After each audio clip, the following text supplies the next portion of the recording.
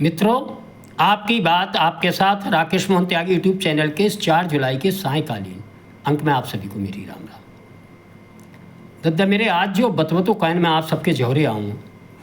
जो बतवते पर मैं आप सबके जोहरे पहले आने चाह रहा हूँ, लेकिन मेरा भी आप सबकी तरह देश प्रदेश और देश की जनता की तरह योगी जी व योगी सरकार पर पूर्णतः विश्वास था कि वह इस प्रकरण में उचित जांच कर अपराधियों को कठोर से कठोरतम कार्रवाई करेगी और इस जांच के उपरांत जो भी निर्णय आएगा उससे कहीं न कहीं योगी सरकार और योगी प्रशासन पर जो विश्वास उत्तर प्रदेश ही नहीं देश की जनता का है वह और दृढ़ होगा। मित्रों, मैं चर्चा कर रहा हूँ अयोध्या स्थित हमारे आराध्य प्रभु श्री राम जन्मभूमि मंदिर पर जो चढ़ावा का चोरी का प्रकरण आप सब के समक्ष जानकारी है, आप सब देख रहे होंगे, सुन रहे होंगे। निश्चित ही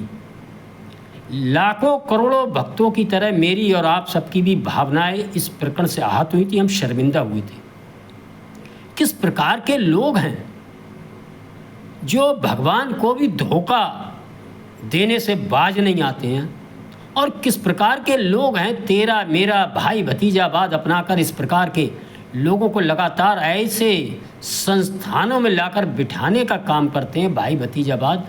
और अपने जीवन भर की अर्जित पूंजी पर भी प्रश्न चिन्ह खड़ा करते हैं और करोड़ों भक्तों की भावनाओं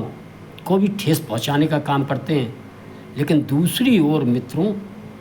वर्तमान सरकार इस प्रकरण में जिस प्रकार एसआईटी गठन होने के बाद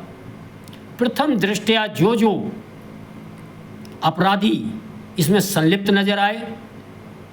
उनके घरों से धन बरामद हुआ, उनकी संपत्तियों की जांच हो रही है। ये जांच शायद ईडी वगैरह को भी दी जाएगी और इस जांच का दायरा धीरे धीरे पुलिस से लेकर सब बढ़ता चला जा रहा है। और इस जांच के दायरे में चाहे कोई कितने ही बड़े पद पर हो, कोई कितने ही अपने को महान समझने वाला हो, यदि उसकी लापरवाही जिस स्तर पर पाई जाएगी, चाहे वह ट्रस्ट के सर्वोच्च पदाधिकारी हों व अन्य लोग हों, और यदि किसी प्रकार का ट्रांजैक्शन जिस भवन निर्माण, जिस संपत्ति निर्माण, जिस व्यक्ति के पास पाया जाएगा, निश्चित ही उसको छोड़ा नहीं जाएगा। बुलडोजर अपना काम करेगा। योगी सरकार जिन जिन चीज़ों के लिए ऐसे प्रकरणों में ऐसे अपराधियों के प्रति जिस निर्ममता कठोरता के साथ कार्रवाई करती है, निश्चित ही हम आने वाले समय में देखेंगे वह कार्रवाई होगी। और उस कार्रवाई के उपरांत निश्चित ही जिम्मेवार लोग इस प्रकार की व्यवस्था भी बनाएंगे, सोचेंगे, विचारेंगे कि जिससे कि आने वाले समय में कोई भी व्यक्ति इस प्रकार करोड़ों भक्तों की भावनाओं पर, सनातन पर प्रश्न चिन्ह खड़ा करने का दुस्साहस खड़ा न कर सके। मित्रों, लेकिन दूसरी ओर हम देखेंगे कि इस देश के राजनीतिक दलों ने, जिनमें खास तौर से समाजवादी पार्टी के मुखिया अखिलेश यादव के 27 का चुनाव आने जा रहा है, उन्होंने इस मौके को जिस तरह लपका और उन्होंने जिस आशा विश्वास के साथ इस मौके पर तंज कसने का काम जो उनका पुराना है, व्यंग और तरह तरह की बातें घुमा फिरा कर और अपने को इस मुद्दे के माध्यम से बात को उठाकर, ठीक है, विपक्षी दल के नाते उनका इस प्रकरण पर बात करना उचित ही है, लेकिन इसके बाद उनको भी ध्यान देना चाहिए कि वर्तमान शासन प्रशासन यदि किसी प्रकार की जांच में, अपराधी के प्रति कार्रवाई में यदि कोई कोताही कर रहा है तो वह उस ओर बात कर सकते हैं। लेकिन जिस प्रकार वो लगातार उस मुद्दे को उठाकर सनातन की भावनाओं पर देश की जनता, प्रदेश की जनता का जो अखंड विश्वास योगी सरकार व खासतौर से योगी जी पर, उस पर जो प्रश्न चिन्ह खड़ा करने का अपने राजनीतिक हित साधने के लिए जो प्रयास कर रहे थे, उसमें वो पूरी तरह विफल हुए। विफल ही नहीं हुए मित्रों, मेरा अनुरोध है आप सबसे कि आप जरूर ध्यान दें। धीरे धीरे करके वह इस सारे प्रकरण में स्वयं बुरी तरह उलझ चुके हैं और जिसका राजनीतिक नुकसान उनको आने वाले 27 के चुनाव में बहुत बुरी तरह होने वाला है। मित्रों, मैं आपका ध्यान दिलाना चाहूँगा, एक बहुत प्राचीन बूमरैंग नाम का एक हथियार लकड़ी का हल्का सा हुआ करता था, जिससे पुराने समय में लोग शिकार के लिए उपयोग किया करते थे। वर्तमान खेलों में भी वह हथियार का इस्तेमाल होता है। मित्रों, बूमरैंग हथियार की विशेषता है, जब उसको फेंक कर मारने वाला जिस शिकार की ओर मारता है, यदि वो शिकार को लग गया तब तो ठीक है, यदि वह शिकार को नहीं लगा तो बूमरैंग हथियार दूनी तेजी से लौटकर जो बूमरैंग हथियार फेंकता उस पर ही आकर लगता और उसको धराशायी करता। मित्रों, यह जो अयोध्या स्थित राम मंदिर चंदा चढ़ावा चोरी का जो प्रकरण अखिलेश यादव ने उठाया और इस पर जिस प्रकार के तंज व्यंग कसने का जो काम किया, उसका जवाब जिस तरह से योगी जी ने दिया है वह देखना दिलचस्प है। मित्रों, अखिलेश यादव की पार्टी की 4 बार सरकार रही और किस प्रकार प्रभु श्री राम मंदिर निर्माण में व्यवधान ही पैदा नहीं किया। उन्होंने राम भक्तों के खून से अयोध्या की गलियां लाल की थी। उनके पिता श्री स्वर्गीय मुलायम सिंह यादव ने, तत्कालीन मुख्यमंत्री ने, किस प्रकार की बातें थीं। लेकिन ये भारतीय सनातन संस्कृति की विशेषता है, बीती दाय विशाल। प्रभु श्री राम मंदिर का निर्माण बन गया, सबने सोचा चलो जो हुआ हुआ, संघर्षों के बाद हम सफलता पाए और संभवतः नई पीढ़ी के लोगों को समाजवादी पार्टी के राम मंदिर निर्माण के समय,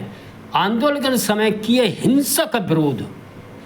और किस प्रकार सैकड़ों कार्यकर्ताओं, कार सेवकों के साथ अत्याचार और उनकी हत्याएं और उसको गौरव के साथ मंचों से स्वीकार करने का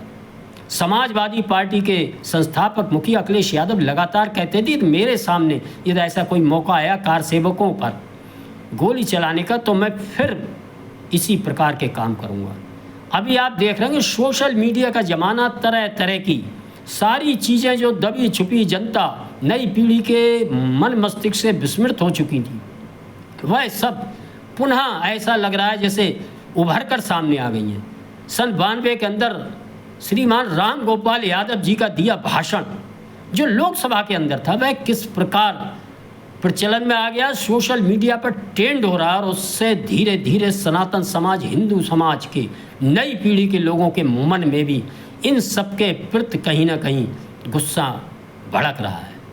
और ये गुस्सा 27 के चुनाव में, आने वाले चुनाव में जो उन्होंने इस चोरी प्रकरण के, चंदा चोरी प्रकरण के माध्यम से जो बैठे बिठाए मुसीबत ली है और जिस प्रकार योगी जी ने अखिलेश यादव को चुनौती दी है, आप प्रभु श्री राम मंदिर निर्माण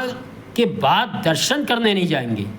आप अपने कार्यकर्ताओं को दर्शन करने नहीं जाने देंगे, आप अपने सांसदों विधायकों को नहीं जाने देंगे, जिस कारण उनमें असंतोष पैदा हो रहा है, उनकी पार्टी में टूट होती जा रही है। आने वाले समय में भी आप देखेंगे समाजवादी पार्टी में एक ज़बरदस्त टूट आपको नज़र आने वाली है। और जो समाजवादी पार्टी का जो प्रभु श्री राम मंदिर निर्माण का विरोध का जो इतिहास जो कहीं ना कहीं विस्मृत हो गया था, किस प्रकार इस प्रकरण के माध्यम से कहते हैं ना, भगवान जो करता है कहीं ना कहीं यदि आप उसके प्रति गलत भावना से, चाहे वो चोरी प्रकरण हो, चाहे उस चोरी प्रकरण के माध्यम से आप अपनी राजनीति चमकाने का काम कर रहे हैं, उसमें आप सफल नहीं होंगे, वह आपको उल्टा ही पड़ेगा। और वर्तमान समय में अखिलेश यादव बुरी तरह से चंदा चोरी प्रकरण में, इस चढ़ावा चोरी प्रकरण में उलझ चुके हैं, क्योंकि चुनाव बिल्कुल नज़दीक है और वह अपने को सनातन हितैषी, प्रभु राम मंदिर का हितैषी दिखा रहे थे। जब योगी आदित्यनाथ मुख्यमंत्री ने उन्हें चुनौती दी कि आइए मथुरा के अंदर भगवान कन्हैया लाल जी के दर्शन कीजिए, वृंदावन आइए, इनके उद्धार की बात कीजिए, इनके उद्धार के साथ हमारे साथ लगिए, तो उनको जवाब नहीं सूझ रहा है। वो केवल माखन चोरी की बात करके अपनी बात हास्यास्पद तरीके से कहने का प्रयास कर रहे हैं। मित्रों, आप सब देखेंगे कि लगातार ज्यों-ज्यों ये चोरी प्रकरण, चंदा चोरी प्रकरण की जांच बढ़ती जाएगी, जनता दोनों राजनीतिक दलों के समय अपराधियों के प्रति किए व्यवहार को तोलेगी।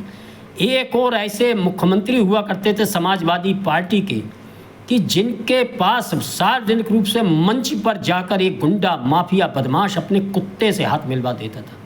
मित्रों, जेल में जाकर इस प्रकार के एक मिस्टर अंसारी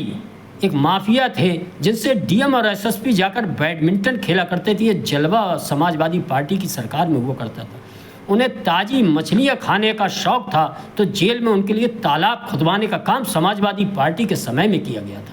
मित्रों, इस प्रकार की दर्जनों सैकड़ों घटनाएं जिस कारण प्रदेश की जनता इनके कारनामों को याद कर सिहर उठती है और समाजवादी पार्टी